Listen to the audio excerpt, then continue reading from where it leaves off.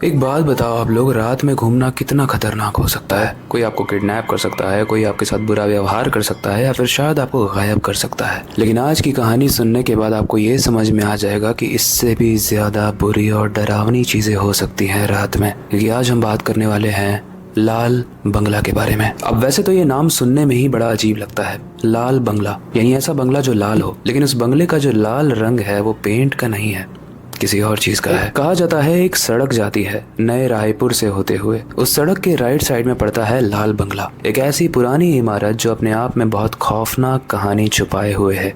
इतनी खौफनाक कि वहाँ के लोग इस बारे में बात करने से भी डरते हैं। लेकिन बहुत सारे रिसर्च करने के बाद आज हमको इस लाल बंगले की एक ऐसी स्टोरी पता चली है जिसे सोचने के बाद आप इमोशनल भी हो जाओगे, सोचने पर मजबूर भी हो जाओगे, एंड आपको डर भी लगेगा। तो क्या है इस लाल बंगले की डरावनी कहानी, वो जानते हैं आज की वीडियो में। लेकिन उससे पहले हेलो गाइस, मेरा नाम है अविनाश कुमार, हॉरर स्टोरीज। वैसी कहानी है रिया की। रिया जो जर्नलिज्म की स्टूडेंट थी। हमारे आसपास हम ऐसे बहुत सारे लोगों से सराउंडेड होते हैं जो इन हॉरर स्टोरीज को, इन डरावनी कहानियों को सिर्फ कहानी मानते हैं। रिया भी वैसे ही मिजाज की थी, वो हॉरर स्टोरीज को सिर्फ कंटेंट मानती थी। रिया का मानना था कि जो भी भारत में हॉन्टेड जगहें हैं ना, चाहे वो कुलदरा हो, भानगढ़ का किला हो, या फिर ऐसी और सारी डरावनी जगह हैं, उन डरावनी जगहों को डरावना लोगों की ओवर थिंकिंग बनाती है। और रिया ये भी सोचती है कि इसके पीछे का दूसरा रीजन होता है अधूरी इन्फॉर्मेशन। कहा जाता है ना कि आधी इन्फॉर्मेशन अगर आपको है तो वो खतरनाक होती है। अब हमारी कहानी की रिया ने लाल बंगला के बारे में बहुत सुना था। लोग कहते हैं कि यहाँ पर एक इंसान चलता है, पत्तों पर चलने की आवाज आती है, लेकिन जब ध्यान से देखा जाता है तो वो कोई पैर नहीं होता है, बस इंसान हवा में उड़ता हुआ चल रहा होता है, मानो कोई अदृश्य पैर जमीन पर पड़ रहा हो। लेकिन अगर कोई इंसान उस भूत को देख लेता है तो उसके बाद वो जिंदा नहीं बचता है। अब ये भूत है या फिर कोई इंसान है जो बाकी लोगों को डराता है, रिया को इस पे बहुत ज्यादा शक था। रिया काफी दिनों से सोच भी रही थी कि वो अपनी जिंदगी में एक ऐसी जगह को एक्सपोज जरूर करेगी। एक्सपोज मतलब वो बताएगी लोगों को कि यहाँ पर ऐसा कुछ नहीं है, बस मनगढ़ंत बातें हैं। अब रिया की जो पर्सनल जिंदगी थी ना, वो बड़ी ही अजीब चल रही थी। रिसेंटली में उसका ब्रेकअप हुआ था और उसका जो बॉयफ्रेंड था ना, उसने रिया को ये बोल के ब्रेकअप किया था कि तू अपने पैरों पर खड़ी नहीं है और मुझे ऐसी लड़कियां अच्छी लगती हैं जो जॉब करती हो या फिर अपनी जिंदगी को लेकर सीरियस हो, उन्हें कोई एम्बिशन हो, कोई एम हो उनका। रिया इस बात से बहुत दुखी थी, लेकिन उसे लगा कि सिर्फ दुखी होने से काम नहीं बनेगा, मुझे सच में अपने पैरों पर खड़े होने की जरूरत है। यूट्यूब का जमाना चल रहा है, सोशल मीडिया का जमाना चल रहा है, तो वो इंस्पायर होके एक यूट्यूब चैनल खोलती है। उसे हॉरर स्टोरीज में इंटरेस्ट तो था, लेकिन वो बिलीव नहीं करती थी, वो एक्सपोज करना चाहती थी। इसलिए वो डिसाइड करती है कि जिस स्टोरी को उसने बचपन से सुना है वो उसी जगह पर जाकर उस प्लेस को एक्सपोज करेगी। और वो चुनती है लाल बंगला को। उसके पास अभी कैमरा तो नहीं था और उसके पास इतने पैसे भी नहीं थे कि वो नया कैमरा जाके खरीदे, तो उसके पास जो मोबाइल था वो उसी मोबाइल को यूज करती है वीडियो को बनाने के लिए। वो शुरू कर देती है कि हाय गाइस, मैं जा रही हूँ लाल बंगला के पास और मैं आपको दिखाऊंगी कि यहाँ पर कोई भी भूत नहीं है। ऐसा बोलते हुए वो पहुंच जाती है लाल बंगला के पास। लेकिन जैसे ही वो उस लाल बंगला के गेट के पास पहुंचती है, कुछ अजीब सा महसूस होता है उसको, मानो एक हवा का झोंका उसे बस छू के गुजरा हो। लेकिन वो सिर्फ हवा का झोंका ना हो, वो एक वार्निंग हो कि इससे आगे मत बढ़ो। लेकिन हमारी कहानी की जो रिया थी ना, वो डरने वालों में से नहीं थी। वो सब कुछ चेक करके आई थी, पावर बैंक भी लेके आई थी। उसके मोबाइल में बैटरी उस वक्त 82% थी, जो कि काफी ज्यादा थी।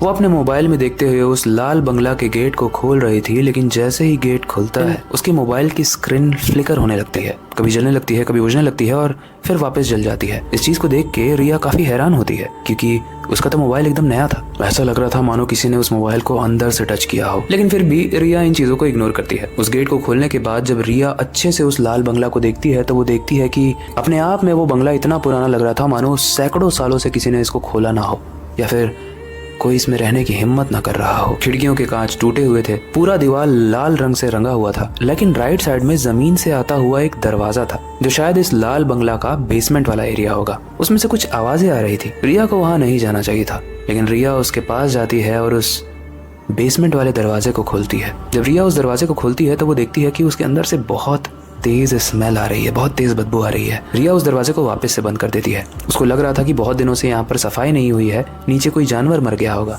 इसलिए बदबू आ रही है। लेकिन आगे कुछ ट्विस्ट आने वाला है, इसलिए ध्यान से सुनना। रिया के साथ अभी जो भी हुआ उन चीजों को इग्नोर करके वो डिसाइड करती है कि मैं अंदर जाती हूँ यार इस बंगले के, मैं इसको एक्सपोज करने आई हूँ। तो वो वापस से अपनी वीडियो को बनाती है। वो इस वीडियो में बता रही होती है कि अभी उसने बेसमेंट को खोला, वहाँ से बहुत स्मेल आई, लेकिन अब वो डिसाइड कर रही है कि वो अंदर जाएगी। वीडियो को ऑन करके वो अंदर जाती है, लेकिन जैसे जैसे वो अंदर जा रही है अंधेरा और गहरा होता जा रहा है। अब रिया चल तो रही है, लेकिन चलते वक्त उसे सिर्फ अपने कदमों की नहीं बल्कि 4 कदमों की आवाज आ रही है। यानी रिया के आसपास कोई और भी चल रहा था, लेकिन रिया जैसे ही पीछे मुड़कर देखती है वहाँ कोई नहीं था, मानो कोई एकदम से गायब हो गया हो। फिर भी रिया इन चीजों को इग्नोर करती है। रिया ने ऐसा पढ़ा था कि जब हम अकेले होते हैं तो हमारा दिमाग हमारे साथ खेलता है और ऐसी चीजों को दिखाता है। एक कमरा था जिसमें से रोशनी आ रही थी।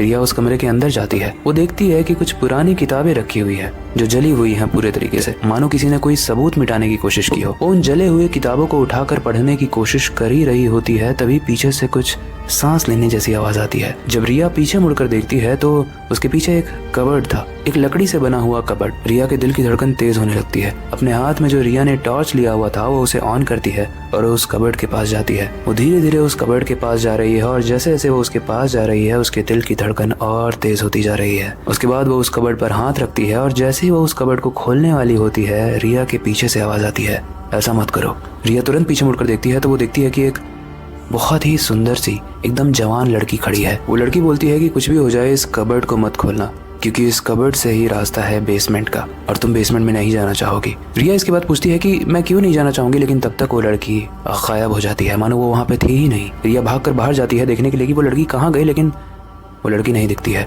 अब बस रिया थी और उसके सामने वो कबर्ड था। रिया को डिसाइड करना था कि वो उस कबर्ड में जाएगी या फिर नहीं जाएगी, क्योंकि उस कबर्ड को खोलने के बाद बेसमेंट का रास्ता शुरू होता था। रिया सोच रही होती है कि वो जाए या ना जाए, लेकिन तभी उस कबर्ड के ऊपर एक पुस्तक रखी होती है जो जली नहीं होती है, लेकिन उस पुस्तक पर कुछ लिखा होता है। उस पुस्तक पर दरअसल इस बेसमेंट की कहानी लिखी होती है जो एक डॉक्टर ने लिखी थी। रिया उस पुस्तक को उठाती है और बेसमेंट में जाने से पहले सोचती है कि मैं यहाँ की कहानी जान लेती हूँ। वो उस पुस्तक को जब पढ़ती है तो वो पढ़ने के बाद वो काफी शॉक होती है। गाइस कहानी कुछ ऐसी थी कि 1994 में यहाँ पर एक एक्सपेरिमेंट हो रहा था। एक्सपेरिमेंट किस तरीके का था ना कि जब भी कोई दवाई प्रोड्यूस करनी होती है, जब भी कोई दवाई मार्केट में लानी होती है, तो उस दवाई को मार्केट में लाने से पहले बड़ी बड़ी कंपनीज, बड़े बड़े साइंटिस्ट जो होते हैं वो एनिमल्स पर यूज करते हैं, क्योंकि इंसानों पे उसे यूज करना अलाउड नहीं है।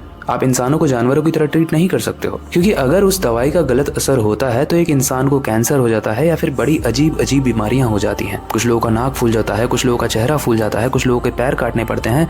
ये सारी चीजें होती हैं। इसलिए ये सारी ही चीजें चूहे पर यूजुअली की जाती हैं, या फिर एक गिनी पिग होती है उसके ऊपर भी किया जाता है। लेकिन गाइज इस बेसमेंट में कुछ अलग हो रहा था। 1994 में यहाँ पर एक सीक्रेट एक्सपेरिमेंट रन किया जा रहा था। इस एक्सपेरिमेंट को रन किया जा रहा था कुछ बड़े माफिया गैंग्स द्वारा। अब उस किताब में ऐसा साफ साफ लिखा हुआ था कि कुछ लोगों को इंसानी जिस्म की जरूरत थी जिसपे वो इन मेडिसिन को टेस्ट कर पाए। अगर आपके घर में कोई आके पूछेगा कि भाई आपके ऊपर हमें मेडिसिन टेस्ट करनी है और आपको हम 1 करोड़ रुपए देंगे, लेकिन बदले में ये हो सकता है कि आपको कोई भयंकर बीमारी हो जाए, कैंसर हो जाए, तो आप मना कर दोगे, राइट? क्योंकि जिंदगी से ज्यादा वैल्यूएबल कोई चीज नहीं होती है, पैसा भी नहीं। लेकिन इस बेसमेंट में जानते हो गाइस क्या हो रहा था?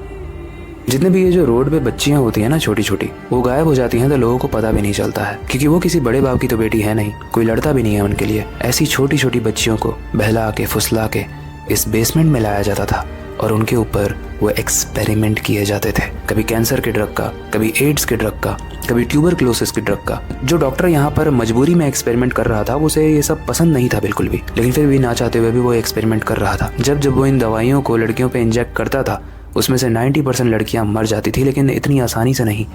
किसी के आंख फूल कर गिर जाते थे, किसी के पैर सड़ जाते थे और कुछ लोगों को तो कैंसर हो जाता था। सारी लड़कियां तड़प तड़प के अंदर मरती थी। उसके बाद इन लड़कियों को आग में जला दिया जाता था। नीचे एक भट्टी थी बेसमेंट के अंदर। लेकिन कहा जाता है कि एक दिन इस डॉक्टर को बहुत गुस्सा आया और इसने सुसाइड कर लिया। इसने काफी बार यहाँ से भागने की कोशिश की, लेकिन किसी ने भी इसकी मदद नहीं की। इसे धमकी दी गई कि अगर तू यहाँ से भागा तो तेरी फैमिली को हम मार देंगे। इसलिए अंत में हार कर उस डॉक्टर ने सुसाइड कर लिया और मरने से पहले उसने ये नोट लिखे थे। ये नोट तो पूरे तरीके से जल गए थे, लेकिन शायद इस डॉक्टर की आत्मा चाहती थी कि रिया इसे पढ़े, इसलिए रिया को ये नोट्स जले हुए नहीं दिख रहे थे। और जैसे ही रिया इस स्टोरी को पुस्तक में पढ़ती है, वो पुस्तक में अपने आप आग लग जाती है। लेकिन जब पुस्तक जल रही थी तो उसमें एक ऐसी लाइन लिखी थी जिसने रिया को सोचने पर मजबूर कर दिया। उसने बोला कि अगर आप बेसमेंट में जाओगे तो अपने रिस्क पर जाना, क्योंकि जो लड़कियां मरी हैं उनकी आत्माएं बहुत भूखी हैं, इसीलिए हम इस बेसमेंट पे ताला लगा रहे हैं। उस बेसमेंट में ताला लगा हुआ था, लेकिन उस बेसमेंट के उस तरफ से किसी के सांस लेने की आवाज़ आ रही थी। अब क्योंकि रिया काफ़ी प्रैक्टिकल माइंडसेट वाली थी तो उसे लग रहा था कि ये सब चीज़ें रबिश हैं, मुझे अंदर जाके देखना चाहिए, क्या पता किसी को मेरे हेल्प की ज़रूरत हो। इसलिए रिया उस दरवाजे को खोलती है और अंदर जाती है। लेकिन जैसे ही कबर्ड का दरवाज़ा खुलता है अंदर से बहुत तेज़ हवा आती है और बहुत तेज़ गंध भी आती है, मानो बहुत सारी डेड बॉडीज़ पड़ी हुई हों। जैसे ही रिया उस कबर्ड को खोलती है उसे दिखता है नीचे जाने का दरवाज़ा।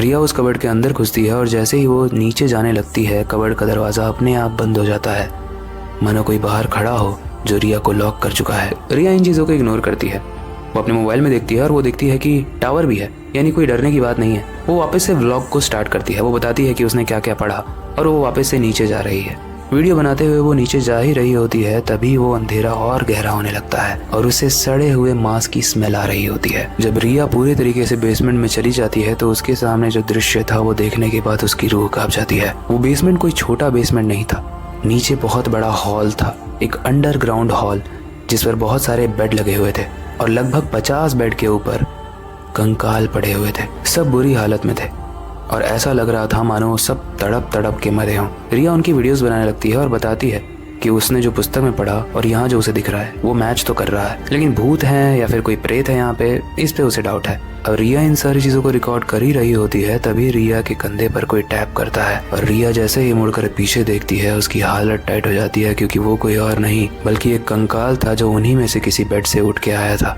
उसके बाद जब रिया पीछे मुड़कर देखती है तो वो देखती है कि उस बेड के ऊपर जितने भी कंकाल थे वो सब उठकर रिया की तरफ आने लगे। रिया बहुत डर जाती है और डर के मारे उसके हाथ से मोबाइल गिर जाता है। वो मोबाइल को उठाने की सोच ही रही होती है तभी वो देखती है कि सारे कंकाल बहुत तेजी से उसकी तरफ भाग रहे हैं, मानो वो रिया को कच्चा खाना चाहते हैं और उसने जो पुस्तक में बातें पढ़ी थी वो सब सच हो रहा है। ये जो बेसमेंट है इस महल का, ये पूरे तरीके से श्रापित है। रिया को थोड़ी दूर में वो दरवाजा दिख रहा था जो लाल बंगला में घुसने से पहले उसने खोला था, यानी बाहर के बेसमेंट वाला दरवाजा। उसे वहां से थोड़ी थोड़ी रोशनी आ रही थी। वो उसकी तरफ बहुत तेज से भागती है और किसी तरीके से वहां से भाग के बाहर निकल ही रही होती है तभी उस रिया का पैर पकड़ लिया जाता है और वो पैर पकड़ता है एक कंकाल। रिया को पूरी तरीके से वो लोग खींचने की कोशिश कर रहे थे, लेकिन रिया का हाथ पकड़ के उसे बाहर निकालता है वो डॉक्टर, या फिर कहें कि उस डॉक्टर की आत्मा जो आज भी लाल बंगला में भटकती है और लोगों को प्रोटेक्ट करती है। उस डॉक्टर की शक्ति के सामने नीचे जो श्रापित कंकाल है बहुत सारे, वो हार जाते हैं और डॉक्टर रिया को सेफली बाहर निकाल देता है। इसके बाद उस बेसमेंट में वापस से वो ताला लगाता है और बोलता है कि आपको यहाँ नहीं आना चाहिए था। रिया डर के मारे बोल रही थी कि सर मेरा मोबाइल अंदर रह गया है, क्या मैं ले सकती हूँ? डॉक्टर बोलता है कि आप वापस उस जगह पे जाना चाहते हो जहाँ पर आपकी मौत आपका इंतजार कर रही है। रिया बोलती है मैंने यहाँ पर जो भी चीज़ें सुनी थी मैंने उन चीज़ों को नहीं माना, ये मेरी गलती थी। इसकी वजह से मेरा मोबाइल का नुकसान तो हुआ ही, बट मेरी जान भी जा सकती थी।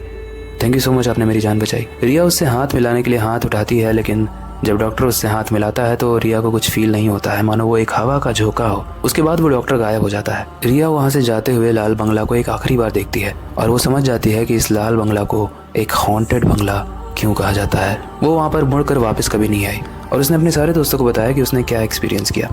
हालांकि बहुत सारे लोगों ने उसकी बात को नहीं माना और बहुत सारे लोग उसके बाद अनफॉर्चुनेटली वापस लाल बंगला में गए। लेकिन गाइस मैं ये आपको बता दूं कि जितने भी लोग लाल बंगला में जाते हैं मैक्सिमम लोग वापस नहीं आते हैं, सिर्फ रिया ही थी जो लकी थी। इस कहानी के बारे में आप और ज़्यादा रिसर्च कर सकते हो, इंटरनेट पे आपको मिल जाएगी। काफ़ी डरावनी स्टोरी थी आई नो, लेकिन आई होप आपको ये स्टोरी पसंद आई होगी। ऐसी और इंटरेस्टिंग और डरावनी स्टोरीज आने वाले वीडियोस में आने वाली हैं, इसलिए मेक श्योर करना कि आप उन्हें मिस ना करो। बाकी फिलहाल के लिए हमेशा की तरह वक्त आ चुका है इस वीडियो को एंड करने का, नई सुपर इंटरेस्टिंग एंड डरावनी वीडियो पर काम शुरू करने का। लेकिन जाने से पहले मैं हमेशा की तरह बस एक ही चीज़ करना चाहता हूँ, अपनी क्यूरियोसिटी को डाय मत होने देना, नई चीज़ें सीखते रहना, अपने बेड के नीचे और खिड़की के बाहर जरूर देख लेना, कहीं आपकी खिड़की कंकाल